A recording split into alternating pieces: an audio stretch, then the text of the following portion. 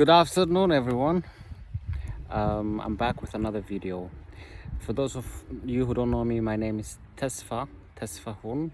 I'm an Ethiopian immigrant who lives and works in Poland. I've been living in this country for the last 8 years, and before that, I was in Turkey for about 2.5, maybe 3 years.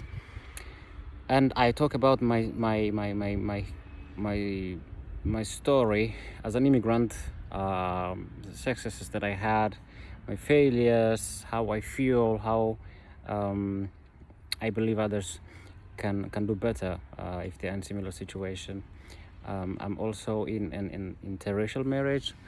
My wife's Polish. We have 2 kids between us, and in this channel I try to show our life, lessons from our life, and encourage those people who are moving into similar arrangements, or who are already in it and struggling with, similar struggles. So I hope to teach them from my own story. Anyway, today we'll be talking about hidden costs of being an immigrant. So you're away from home in a third country, or a second country, and you're here either for education, to work, looking for better opportunities, better life, or you are not here yet, but you're planning. It's easy to plan such things if you live in impoverished country, country where you don't feel like you have enough opportunities to make it in life. Generally, it always feels greener on the other side, and quite often, if you come from a country like mine, like I come from Ethiopia, where it's easy to find yourself struggling. Since COVID, most economies are struggling. It's a global reality, and especially after the Russian war, life has become a lot harder for people, especially in developing countries, in lower income countries, because global logistics and such is affected by the war. So many people find themselves migrating to other countries, or at least plan to do so. But I guess it's important before you do that to know what to expect. I'm not saying that, for example, countries like Poland, Germany, or other European countries, America, Canada, do not bring better opportunities comparing to what Ethiopia and other African countries, other poorer countries can do. That's absolutely the case. It's easier to find jobs here. It's you get also paid much higher, so you will definitely be better off financially. But it comes at quite high cost. Most of the time, people don't talk about those costs because they are hidden. Because conversations about the financial benefits, life opportunities, dominate the conversation, the media. So I hope to bring to light the hidden costs of being an immigrant in this video. For me, the biggest issue is the fact that somebody has to leave his family, his friends, his dreams behind. This is not an easy thing, especially if you have to do it so early in your life. I was only 18 when I left my country. I left behind my younger brother, who was only 15 and a half by then. I left behind my sister, my mom. I left behind my dreams. I never pictured myself living abroad. All my dreams were related to Ethiopia, changing that country, being important, influential person there. So giving up on all of those things, staying away, having less influential life, it's quite a change, isn't it? So once you move abroad, um, you will have hard time finding new friendships. Of course, you can make friends at school or at work, wherever you do, but they will never be the same as back home. Most meaningful friendships, as you know, are made at high school, primary school, at such levels. After turning 18, most people do not really look for new friendships. It's even hard to maintain the existing ones. So you find yourself being lonely, and you don't want to be lonely when you are abroad, because you will truly be lonely. um, you may ask, why don't you maintain your contacts with people back home? It's not easy, because people back home also have now different lives. They're moving to different areas of the country, different priorities of life. So really, it's not easy. Obviously, there is also distance, right? So it's hard to stay in touch. You don't see them in the streets when you walk. You don't go to the same church anymore. You don't have any social contacts with them.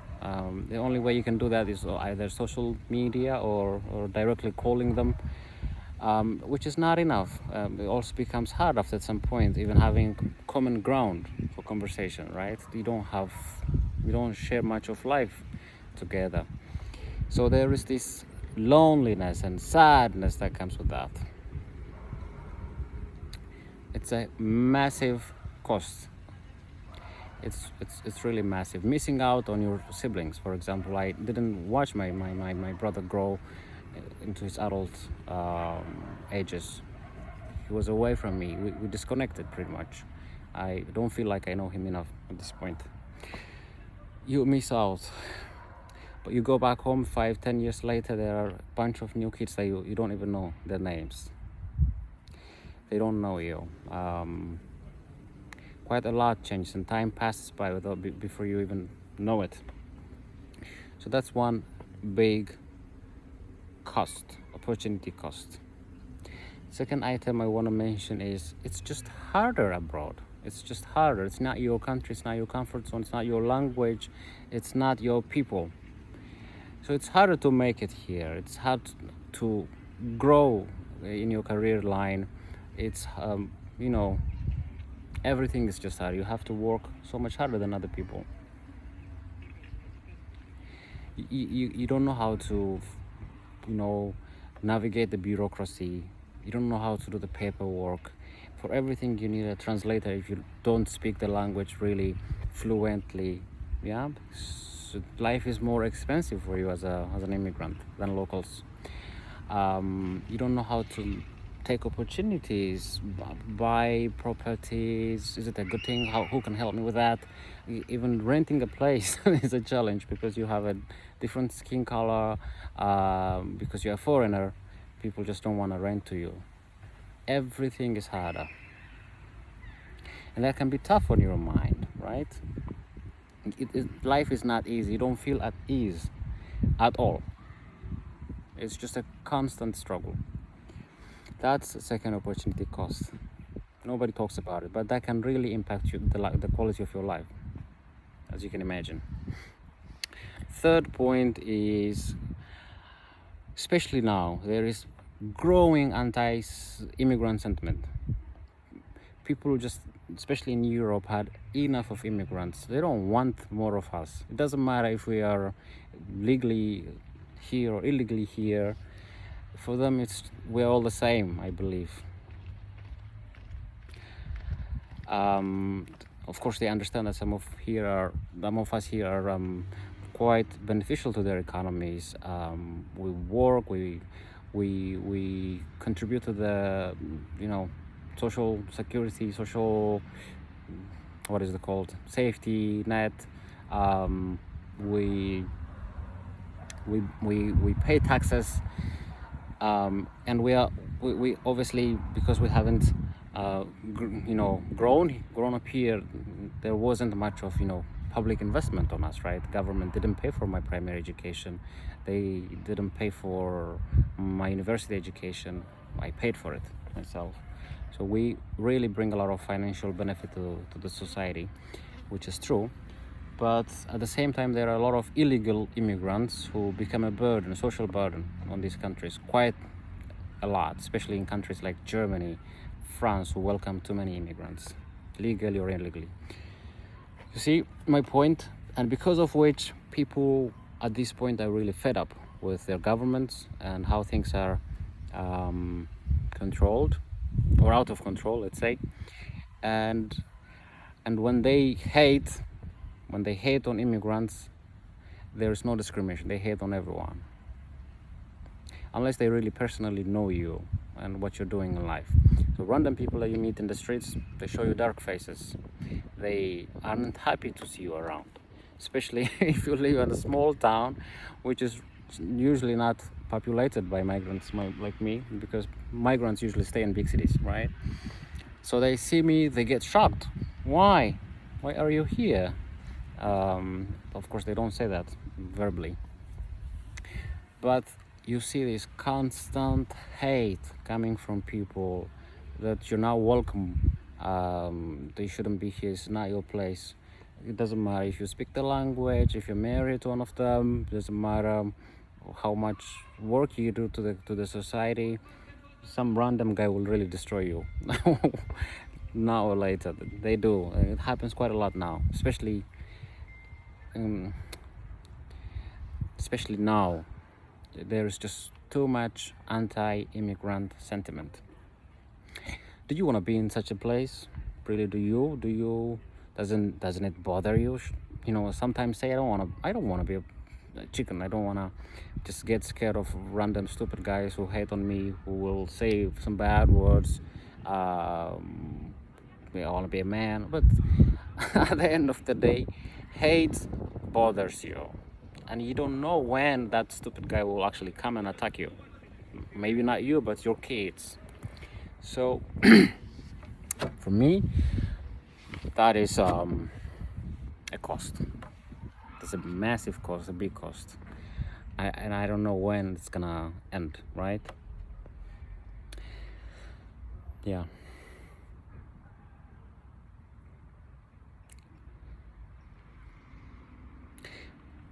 I should probably mention one more thing.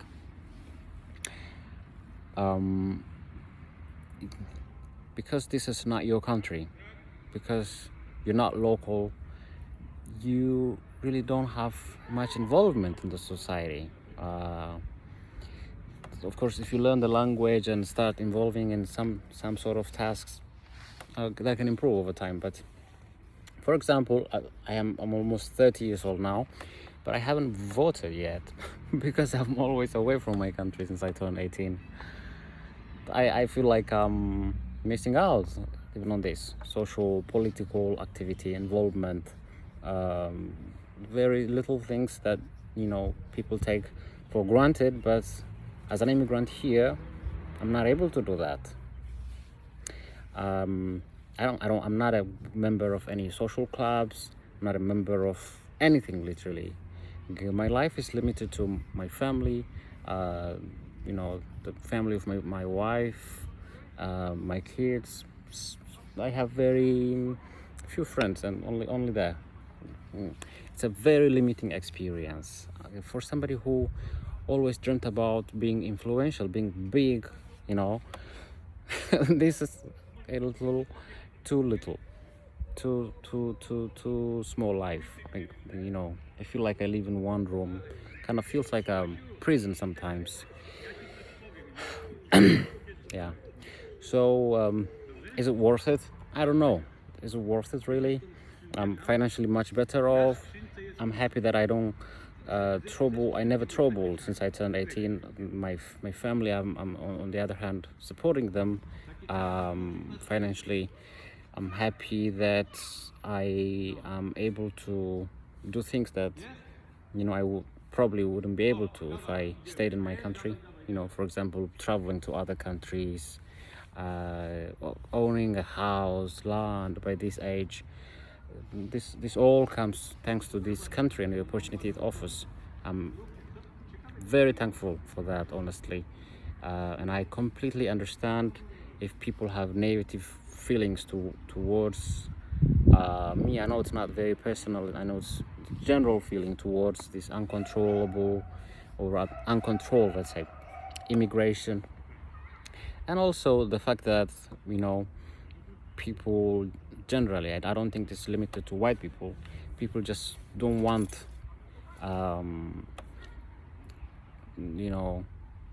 to be invaded.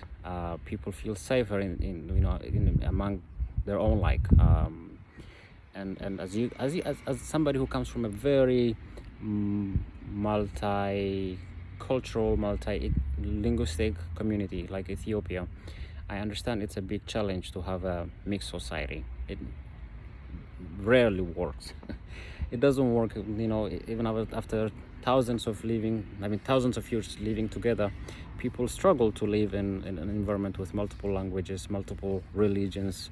There is violence because of which, look at Ethiopia. The narratives that we are a peaceful country and all, but I know there are so many ethnic conflicts because of religious differences. It also becomes hard to manage, right? So if people want to keep their homogeneous society, like Polish people who are really one ethnic group, one language, it's completely understandable. One Polish politician says diversity is not a virtue, it's not a value. I completely understand and agree with that. But it's also an increasingly globalized world. I don't know if there's a solution for migration. As much as people are migrating from third world countries to Europe and America, people are also hello.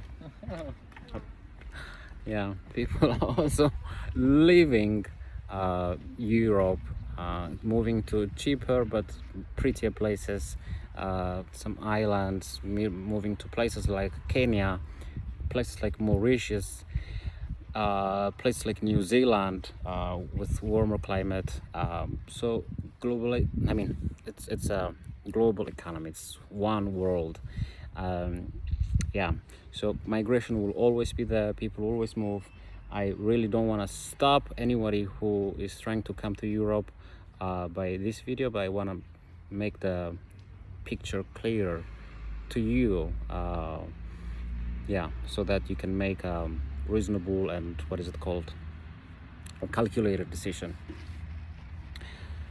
Yeah, so that's 18 minutes of me talking. I hope you enjoyed this video. Yeah, subscribe to my channel if you want me to make more videos on my personal journey and insights from my own life. Have a good one for now. Bye bye.